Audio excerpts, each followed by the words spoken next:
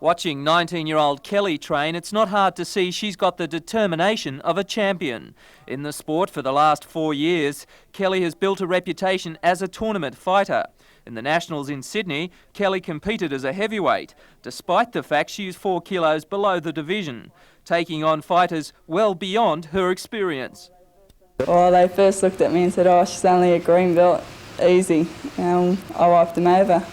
Koshiki is one of many styles of karate. Just 5 years old in Australia, it differs from other forms in that fighters wear protective head and chest gear. Kelly estimates there are 2,000 fighters in Australia, but with her awesome reputation, it's not easy to find sparring partners. Hello. Kelly says she will continue her 3-day-a-week training sessions, ready for a series of regional championships next year. And from that, hopefully selection for the World Championships in Japan in 1991.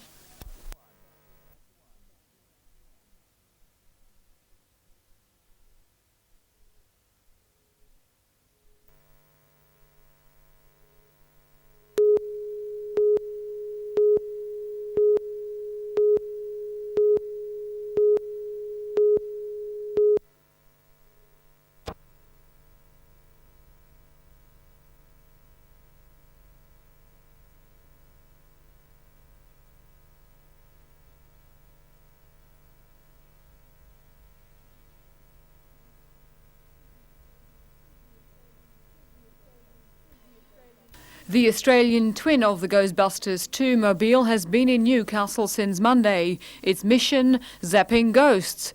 A satellite dish detects them. A mega voltmeter reveals how close they are, and on top, a highly lethal ectoplasm chamber for zapping the spooks. The vehicle is a 57 Ford Fairlane modified into a 59 Cadillac hearse. Australia's chief Ghostbuster is Bryce Gardner.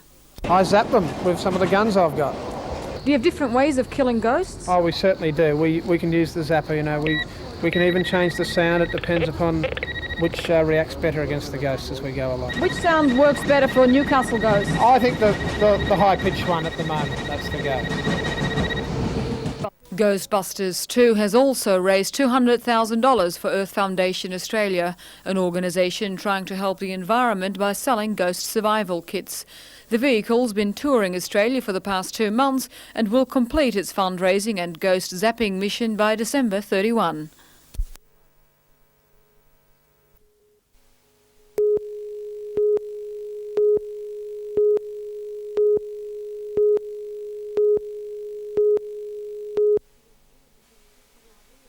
Pollution in the beaches, harbours and inland waterways of Newcastle has made the headlines with alarming regularity over the past few years.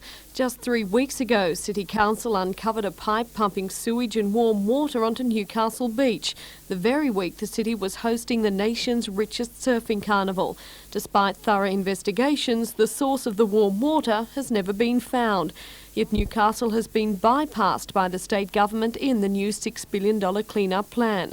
A spokesman for Environment Minister Tim Moore this afternoon was surprised when asked if Newcastle was to be included, saying it was meant only for the Sydney and Illawarra regions. According to the spokesman, Newcastle didn't warrant a share in the $6 billion spend-up because it already has an environment plan and doesn't suffer the pollution problems that Sydney does. He went on to say that probably the only benefit for the people of Newcastle is the knowledge that any loved ones they have in Sydney will be living with clean water.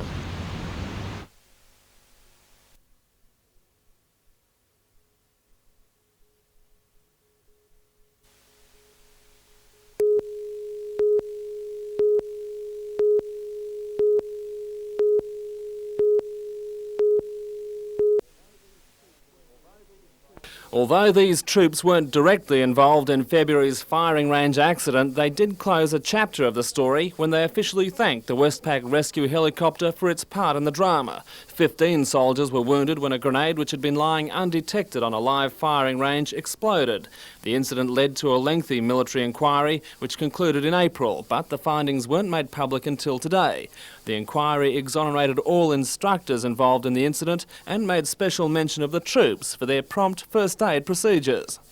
Well, there were no fault was found. It was an accident, purely and simply as that. There was no one killed. and luckily for all those that were injured are now reasonably safe and have no major problems. We're very thankful for that and are pleased at the outcome of it and hope that nothing occurs like this. But as was stated originally, we're training for war, and unfortunately these things do occur.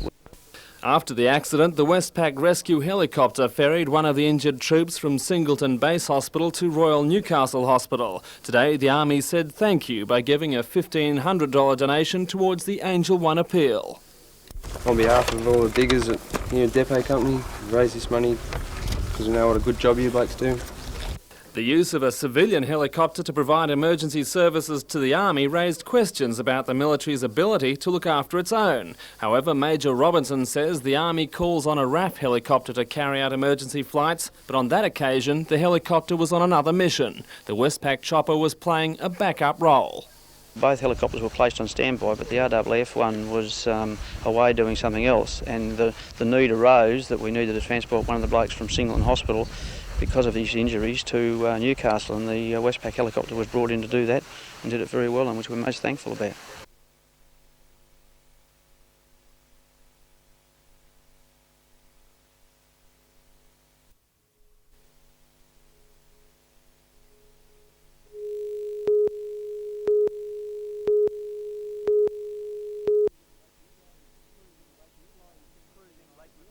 Cruising Lake Macquarie seems to be an ideal way to spend a weekend or holiday, but according to the Coast Guard and Water Police, some people simply shouldn't be out there. Of the 200 rescues performed each year, the experts estimate 80% of the people involved have little knowledge of boating. Realising something had to be done, a long-time lake sailor, Jerry Jensen-Muir, decided to offer an extensive course in boating. Well, how many people are there out there on the water that don't know what they're doing? A fair number of them. There are a lot of very competent people around and others who are learning and doing it gradually and slowly. But there are a lot of people who think that they're just driving a boat is like driving a car. The Fair Wind Sailing School is set up with 2 dinghies, a 9-metre yacht and a motorboat. The first course of its kind on Lake Macquarie, it is designed to train people to be simple crew members or, if they wish, offshore yacht masters. Students will learn coastal navigation, radio operation and safety procedures. The local police and Coast Guard today endorsed the scheme, saying it may be the answer to one of the lake's most serious problems.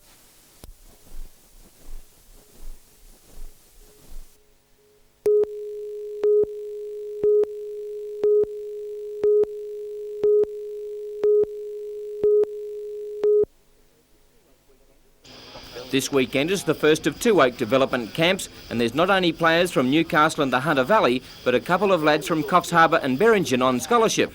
Individual skills were being sharpened today by youngsters who will make up the Harold Matthews, SG Ball and Jersey Flegg Cup sides next year, and there is a buzz of high optimism as to the team's chances in 1990. Former Australian and Canterbury player, and now the Newcastle Knights development officer and reserve grade coach David Waite is extremely proud of the Oak program and its early results. We've got 85 of our most talented players, 15s, 17s and 19s. We've got 30 gentlemen from the local area doing their level 2, including Paul Merlo, Gary Leo. Paul been the most successful coach in the last couple of years in the district comp, shaking his head at how good our kids really are. They're here today observing and learning. And we've also got invitations extended to our junior clubs to send along guest coaches to observe and learn and take back the information that we're putting across to our young kids. So I think that sort of program speaks volumes for our programs. You know, I'm very proud of the things that we've achieved in the last 2.25 years.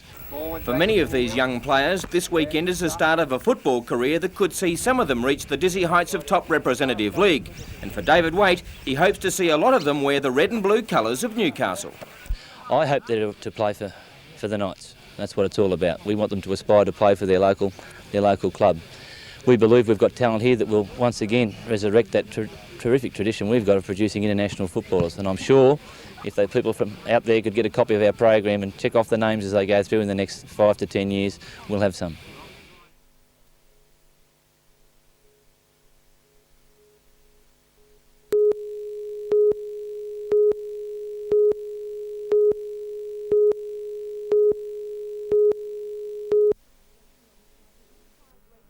The Wynne Prize rates alongside of the Archibald Prize for Portraits and the Sulman Award for Genre.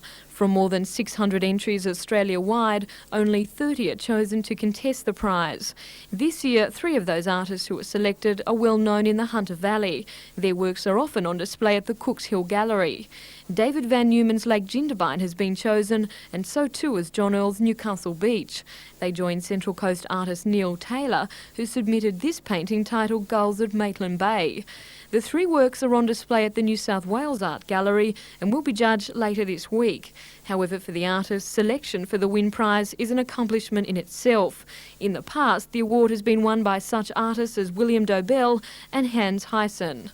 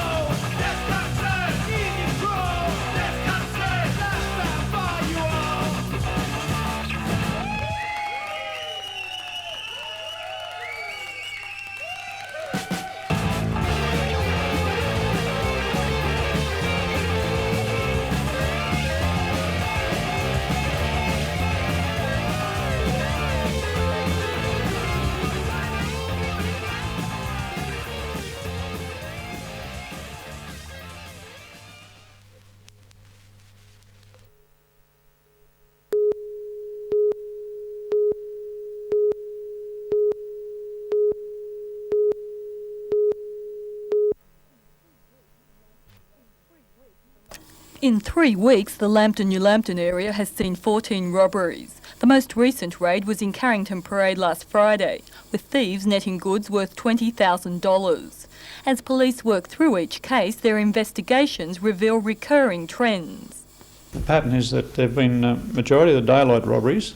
They're driving into driveways, reversing down driveways and knocking on the front door, and if obviously no one's home, they're going in through the front doors or front windows. One case, a lady was home and they asked her for a false person they believed lived there, and when she said they didn't, they just quickly jumped in their car and drove off. Police are working off a description after that incident. The man they're looking for is in his 20s, 185 centimetres tall, of thin build with fair hair, fair complexion and blue-grey eyes.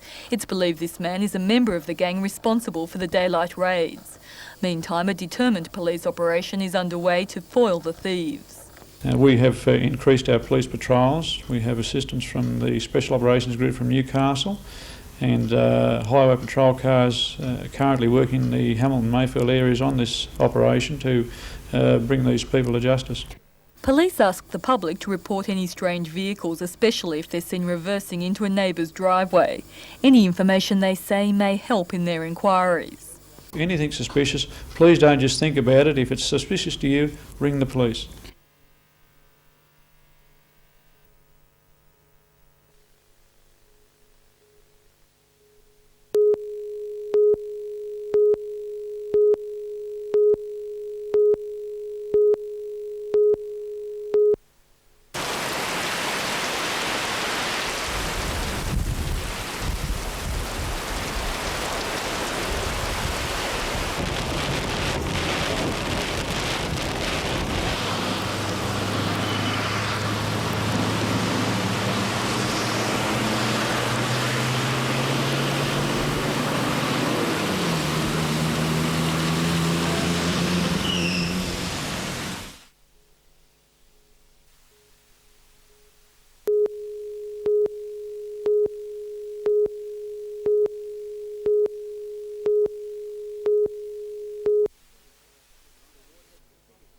Linda Ward has continued to grab the headlines in the world of softball, once again being selected to play for her country.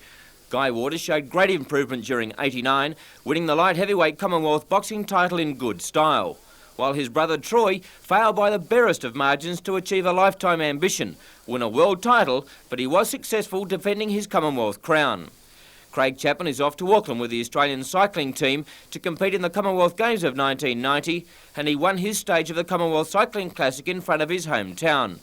Chris Lawrence has dominated the world of sailboarding, and in 1989 he again showed a clean pair of hills to retain his Mistral World Championship in Texas. Donna Proctor has impressed everyone with her continued improvement in the pool, once again being world ranked, and is on the shortlist for Auckland. Rachel McQuillan had a great year on the international circuit in both senior and junior ranks, with a super effort at the US Open. Phil Hanscorf is another cyclist who is top of the track, this time on a BMX. He's the current world champion. Sam Stewart, the captain of the Newcastle Knights, also was man of the series against Australia and toured England with the Kiwis. Nicky Wood is a real hot shoe on the professional surfing circuit, with great performances at Bondi and Surfest. Chris Watson added further Australian and state titles to his already impressive list of achievements. A remarkable performance, and Greg Hayman, who won a gold medal at the Commonwealth Games at Edinburgh in 1986, gets the chance to defend his title at Auckland as a member of the Aussie weightlifting team. Once again, the athletes of Newcastle, the Central Coast and the Hunter Valley have turned in some amazing efforts worldwide, and one of these 12 sportspeople will be named the '89 NBN St George Sports Star of the Year on January the 20th.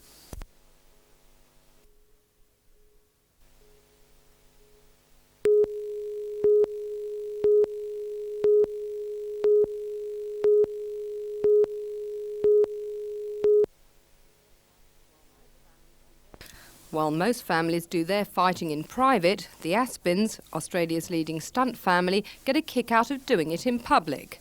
Death-defying drama was a way of life for former stunt woman Dale. Husband Max is the brain and the body behind spectacular stunts in leading action movies.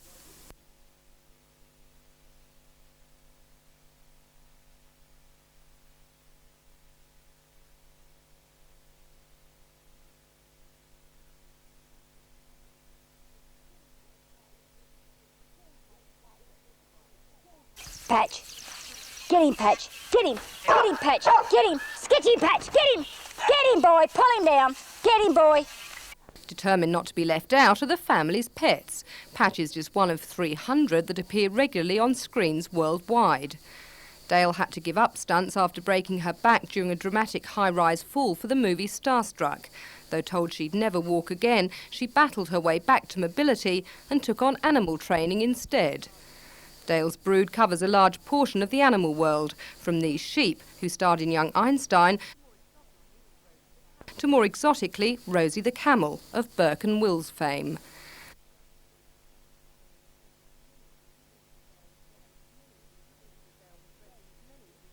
Dale has rescued many of these creatures, both great and small, and all, she insists, earn their living through films and TV. I travel the country. I've been out in the outback a lot, in hire cars. Everything that's heard on the side of the road, I'll stop, pick it up.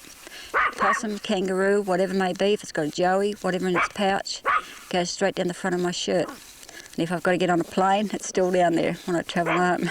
It's been embarrassing a few times, but I've got home. While many will be recognised from commercials, movies like Razorback, Mad Max and Crocodile Dundee, and serials like Sons and Daughters, A Country Practice and E Street, two pets are immortalised through awards. Zorro holds the 1988 I Spy Tatty Award for Best Animal on TV, but he's best remembered in Mad Max 2.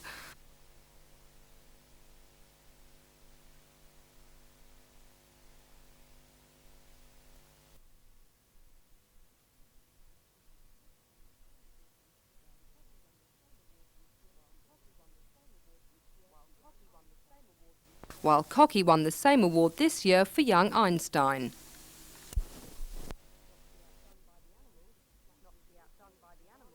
Not to be outdone by the animals, Max has just returned from France with the Silver Award in an international stunt contest, the first in the world. He already holds the world record for car rolling, 10 in 10 minutes. He's now training with friend and neighbour boxing champ Troy Waters in a get fit bid to break that record. To the Aspin family, fun is danger, and danger is success. My definition of a successful stuntman is that if he's alive, he's successful. Rebecca Skinner, recovering from a lick with death for NBN News.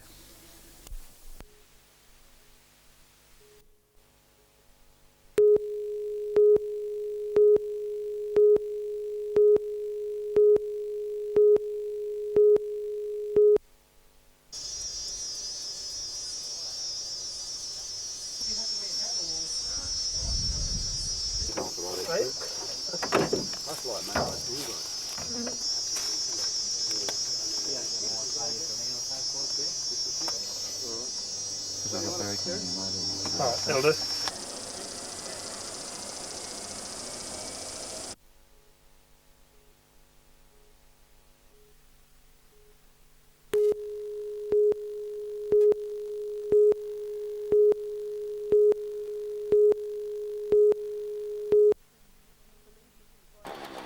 It's believed Mrs. Bowman was turning left onto the Pacific Highway when her Toyota sedan clipped the front of a coal truck travelling in the next lane. The truck swerved to avoid impact, but the car slammed into the side of the heavy vehicle. The right side of the car was crushed, pinning Mrs. Bowman beneath the steering wheel and dashboard. Rescue crews worked for more than half an hour to free her injured legs. Traffic was diverted and reduced to a crawl as the rescue helicopter dodged power lines to land nearby on the highway. Mrs. Bowman was flown to Royal Newcastle Hospital, where she remains in a serious but stable condition. A 14-year-old male passenger received minor abrasions and a possible fractured knee in the accident. He was taken by road to Belmont Hospital and released a short time later. The driver of the truck escaped injury. Police investigations into the cause of the accident are continuing.